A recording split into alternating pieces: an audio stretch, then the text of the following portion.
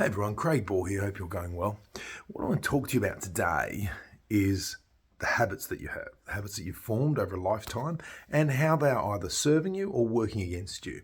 If you take inventory of the habits that you have, you'll probably find there's some you're doing that you should perhaps do a bit more of, and some you're doing that are not serving you. I'm sure there's plenty of habits you'd like to develop if you thought about it that perhaps you haven't really quite gotten around to. You know you should, but you haven't.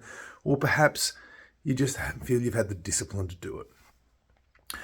Well, to give you some food for thought around the sorts of habits you should be starting to think about, it's a good person to reflect back on is a guy that I've read of his book before, Tom Corley, who wrote the book Change Your Habits, Change Your Life, Rich Habits and Others.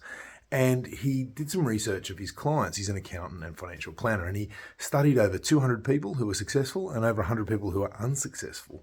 And one of the big things, big takeaways from his stuff is that there's 240 minutes in the day that the successful use quite deliberately that the unsuccessful do not.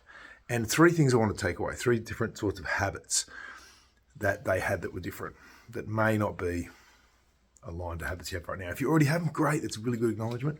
The first is that they spent 60 minutes a day on a thing called dream setting. Now, dream setting was working on some sort of a side hustle, whether that was toiling away at something to help get you ahead in life, but they spent at least 60 minutes a day doing that. Okay, that was about 80% of the people that he researched.